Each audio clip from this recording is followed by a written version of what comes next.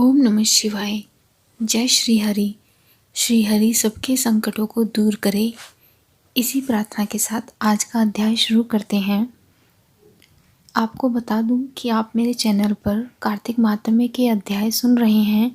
अगर आपने पिछले अध्याय नहीं सुने हैं तो वो मेरे चैनल पर वीडियो अपलोडेड है, आप उन्हें वहां जाकर सुन सकते हैं।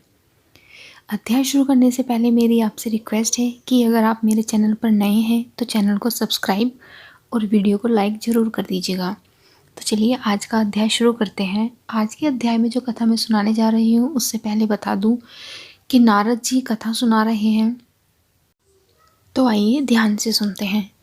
जिसके सुनने से सब पाप नाश हो जाएं, कार्तिक माहात्म्य का लिखूं छठा अध्याय। नारद जी बोले, जब 2 घड़ी रात बाकी रहे तब तुलसी की मृत्तिका, वस्त्र और कलश लेकर जलाशय पर जाएं। कार्तिक में जहाँ कहीं भी प्रत्येक जलाशय के जल में स्नान करना चाहिए। गर्म जल की अपेक्षा ठंडे जल में स्नान करने से 10 गुना पुण्य होता है। उससे 100 गुना पुण्य बाहरी कुएं के जल में स्नान करने से होता है, और उससे भी अधिक पुण्य बावड़ी में, और उससे भी अधिक पुण्य पोखर में स्नान करने से होता है। उससे 10 गुना झरनों में, और उससे भी अधिक पुण्य कार्तिक में नदी स्नान करने से होता है। उससे भी 10 गुना पुण्य वहाँ होता है जहाँ 2 नदियों का संगम हो, और यदि कहीं 3 नदियों का संगम हो तब तो पुण्य की कोई सीमा ही नहीं।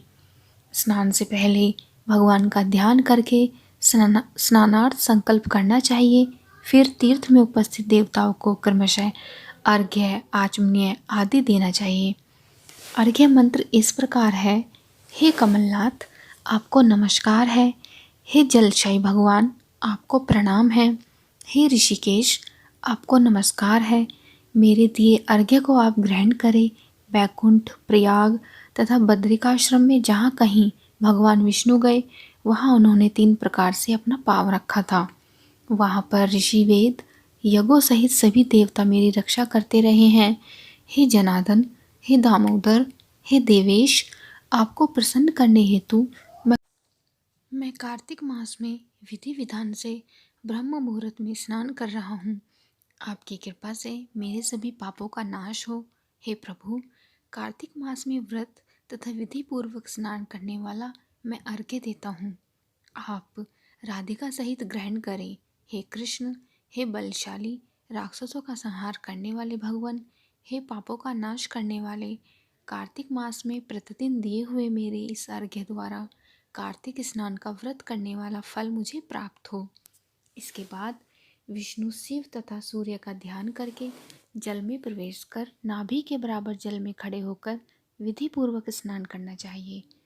गृहस्थी को तिल और आंवले का चूर्ण लगाकर तथा विधवा स्त्री व यति को तुलसी की जड़ की मिट्टी लगाकर स्नान करना चाहिए।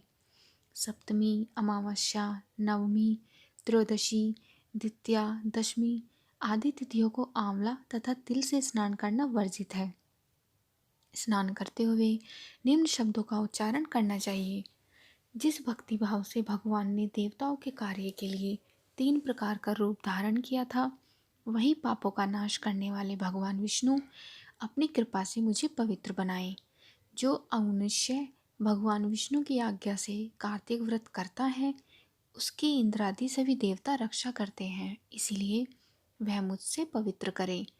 बीजों, रहस्यों तथा यज्ञों सहित वेदों के मंत्र, कश्यप आदि ऋषि, इंद्रादि देवता मुझे पवित्र करें। अदिति आदि सभी नारियां, यज्ञ, सिद्ध, सर्प और समस्त औषधियाँ व तीनों लोकों के पहाड़ मुझे पवित्र करें। इस प्रकार कहकर स्नान करने के बाद मनुष्य को हाथ में पवित्र धारण करके देवता, ऋषि, मुनियों तथा पितरों का विधिपूर्वक तर्पण करना चाहिए। तर्पण करते समय तर्पण में जितने तिल रहते हैं उतने वर्ष पर्यंत व्रती के पितृगण स्वर्ग में वास करते हैं। उसके बाद व्रती को जल से निकलकर शुद्ध वस्त्र धारण करने चाहिए। सभी तीर्थों के सारे कार्यों से निवृत्त होकर पुनः भगवान विष्णु का पूजन करना चाहिए। सभी तीर्थों के सारे देवताओं का स्मरण करके भक्तिपूर्वक सावधान होकर चंदन, फूल और फलों के साथ भगवान विष्णु को फिर से अर्घ्य देना चाहिए। अर्घ्य के मंत्र का अर्थ इस प्रकार है। मैंने पवित्र कार्तिक मास में स्नान किया है। हे विष्णु, राधा के साथ आप मेरे दिए अर्घ्य को ग्रहण करें।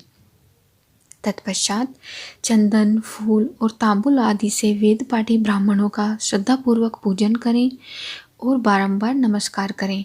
ब्राह्मणों के दाएं पांव में तीर्थों का वास होता है, मुंह में वेद और समस्त अंगों में देवताओं का वास होता है। अपने कल्याण की इच्छा रखने वाले मनुष्य को इनका ना तो अपमान करना चाहिए और ना ही इनका विरोध करना चाहिए। फिर एकाग्रचित होकर भगवान विष्णु की प्रिय तुलसी जी की पूजा करनी चाहिए। उनकी परिक्रमा करके उनको प्रणाम करना चाहिए। हे देवी, हे तुलसी, देवताओं ने ही प्राचीन काल से तुम्हारा निर्माण किया है और ऋषियों ने तुम्हारी पूजा की है। हे विष्णु प्रिया तुलसी, आपको नमस्कार है। आप मेरे समस्त पापों को नष्ट करो।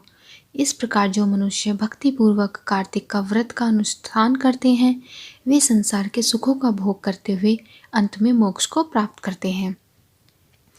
इसीलिए हमें भी कार्तिक में श्री हरि का गुणगान और श्री विष्णु प्रिया तुलसी की पूजा अवश्य करनी चाहिए।